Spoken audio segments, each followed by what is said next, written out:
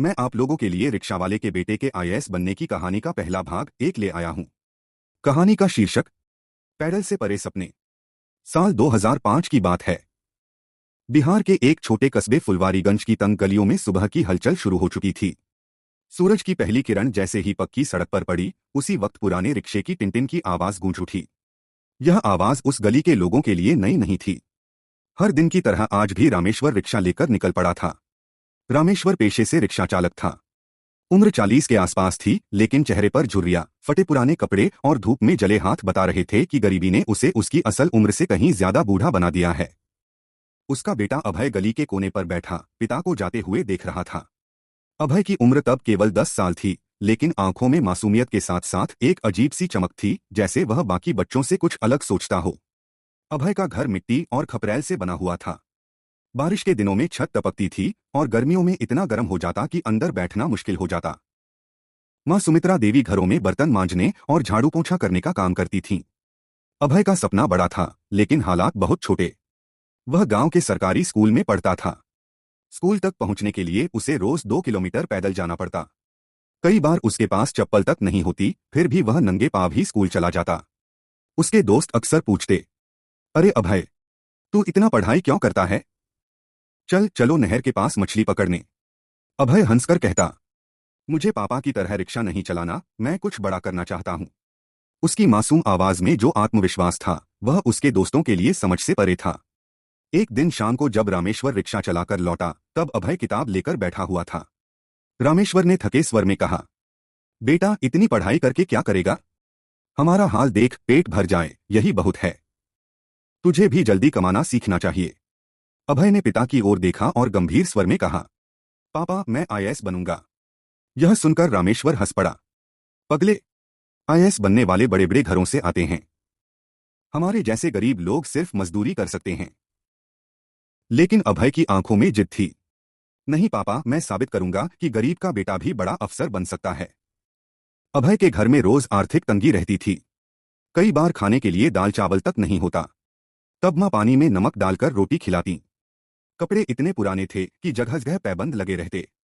School में बच्चे उसका मजाक उड़ाते, अरे देखो, रिक्शा वाले का बेटा। अभय कभी जवाब नहीं देता। वह सिर्फ मुस्कुराता और मन ही मन ठान लेता, एक दिन यही लोग मुझे सलाम करेंगे। अभय की पढ़ाई में मदद करने वाले थे उसके स्कूल के अध्यापक श्रीकांत सर। वे गणित और इतिहास पढ़ाते थे।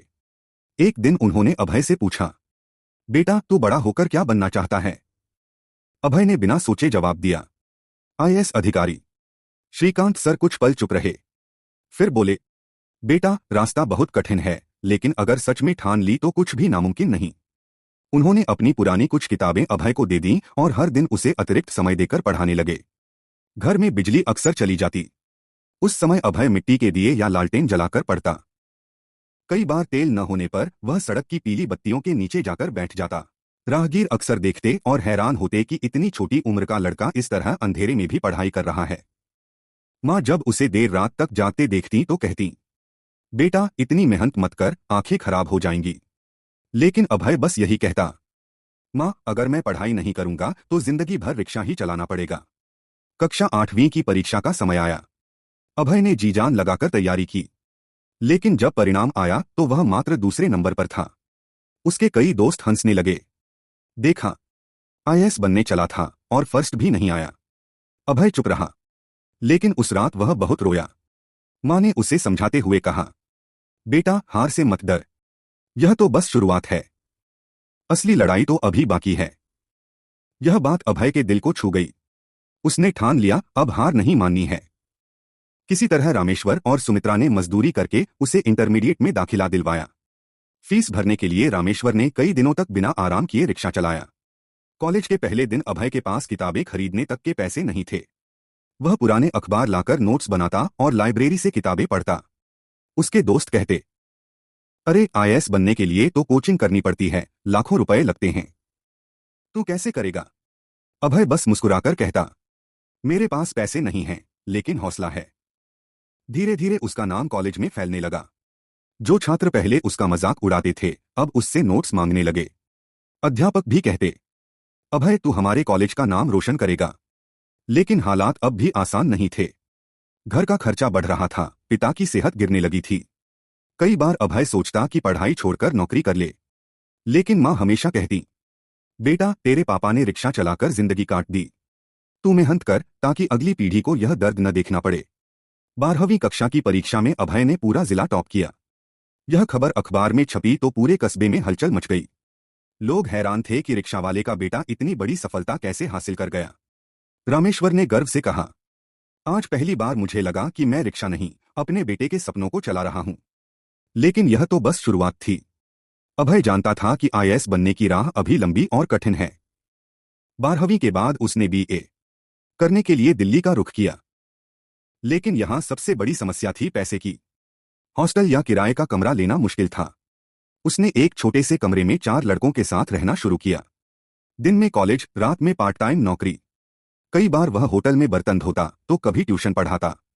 जो भी पैसे बचते वह किताबें खरीदने में लगाता।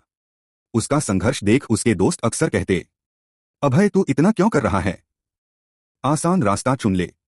लेकिन अभय का जवाब हमेशा एक ही होता, आसान रास्ता मुझे पापा का रिक्शा दिखाता है, मुझे मुश्किल रास्ता ही सही पर आईएएस की कुर्सी तक जाना है। दिल्ली में उसे एक कोचिंग संस्थान में छात्रवृत्ति मिल गई। वहां उसे कई अच्छे शिक्षक मिले। उनमें से मिश्रा सर ने उसे विशेष मार्गदर्शन दिया। मिश्रा सर ने कहा, अभय गरीबी तेरी कमजोरी नहीं, तेरी ताकत है। तू जो मेहनत करेगा वैसी मेहनत अमीर बच्चों को करने की जरूरत ही नहीं पड़ती। यही तुझे उनसे आगे ले जाएगी। अभय ने इन शब्दों को दिल में बसा लिया। इस कहानी के भाग 1 यहीं पर समाप्त हुआ। अगले भाग 2 चुनने के लिए वीडियो को लाइक, शेयर, कमेंट और हमारी चैनल को सब्सक्राइब कर देना। धन्यवाद।